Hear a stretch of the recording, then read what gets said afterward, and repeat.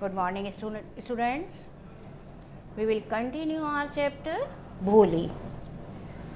The bridegroom lifted the garland of yellow marigolds. A woman slipped back the silken veil of Bholi. Bishambar took a quick glance. The garland remained poised in his hands. He cried that she had poke marks on her face. If she was to marry her, her father must give him 5,000 rupees as dowry. Ramlal placed his turban at Bishambar's feet. He was ready to pay 2,000 rupees. The bridegroom did not budge from 5,000. At last, Ramlal went in and opened the safe and counted the notes. He placed the bundle of notes on Bishambar's feet. Now we will continue. On Bishambar's greedy face appeared a triumphant smile. He had gambled and won. Give me the garland, he announced. Now, the greedy Bishambar had a triumphant smile on his face. Now, he was ready to garland the bride. Once again, the veil was slipped back from the bride's face, but this time her eyes were not downcast. She was looking up, looking straight at her prospective husband, and in her eyes there was neither anger nor hate, only cold contempt. Now, before Bishambar could garland her, Bholi's hand struck out like a streak of lightning, and what happened? Veil was slipped back, but this time her eyes were not downcast. She was looking up, she was looking straight at her prospective husband, and anger was not there, hate was not there. What was there? Only cold contempt. Bishambar raised the garland to place it round the bride's neck, but before he could do so, Bholi's hand struck out like a streak of lightning, and the garland was flung into the fire.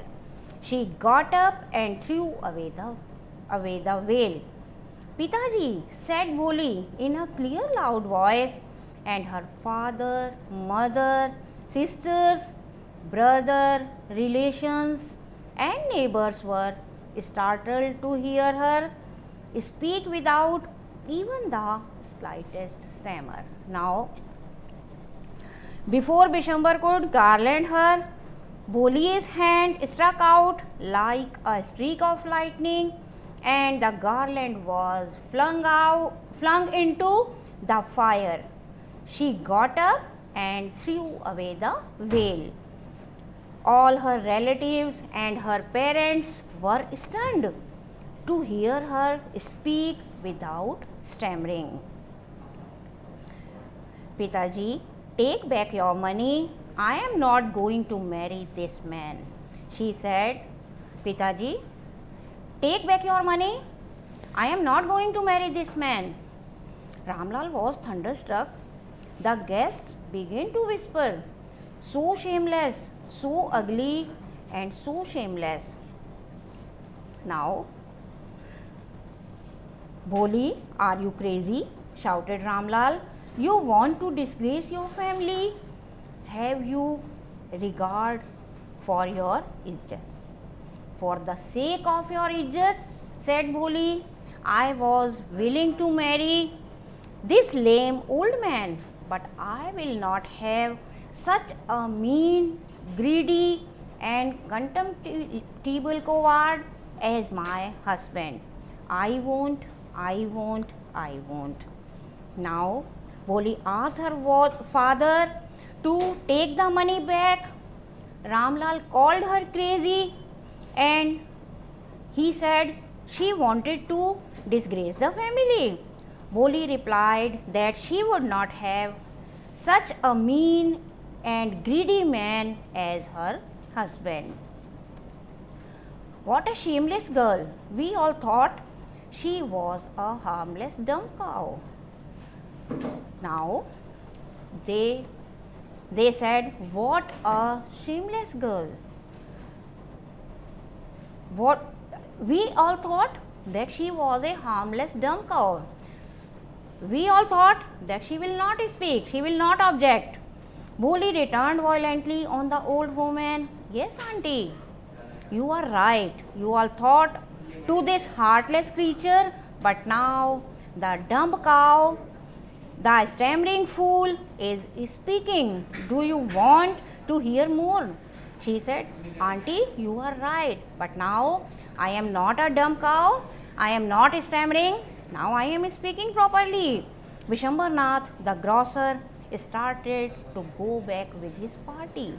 The confused bandsman thought this was the end of the ceremony and struck up a closing song. Now Vishwambarnath, the grocer, he started to go back. The band party also thought that this was the end of the function and they began to and struck up a closing song. They began to play closing song. Ramlal stood rooted to the ground, his head bowed low with the weight of grief and shame, and the father was sad.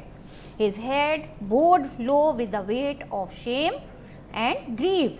He was sad. The flames of the sacred fire slowly died down. Everyone was gone.